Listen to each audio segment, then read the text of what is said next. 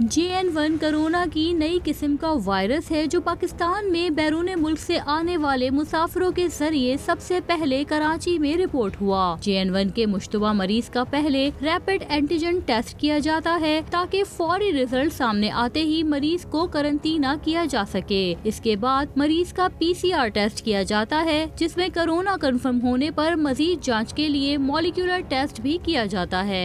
Comparatively PCR बहुत ज़्यादा अच्छा टेस्ट है, लेकिन रैपिड एंटीजन हम इसलिए कराते हैं ताकि अगर कोई मरीज़ को अगर कोई सिम्टम्स है तो उसकी फौरी तौर पे तशखीस पॉसिबल हो सके।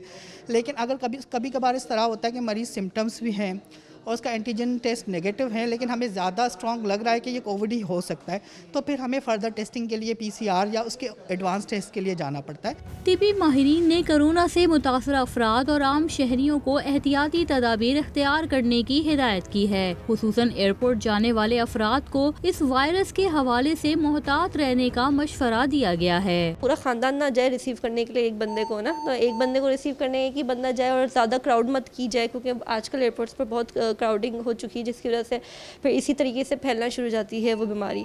तो बस एहतियात करें। एहतियात जो है ना वो वाली बात है कि prevention is better than cure. JN1 की एहतियात और अलामात कोरोना जैसी हैं। इस नई किस्म के कोरोना से हामला खवातीन, बच्चों, बुजुर्गों, शुगर ब्लड प्रेशर के मरीजों और कम कुव्वत मुदाफियत वाले अफराद के मुतासर होने का खदशा आम शख्स से 3 गुना ज्यादा है। कैमरामैन मोहम्मद आसिफ के साथ अना मशकूर, डॉन न्यूज़, कराची।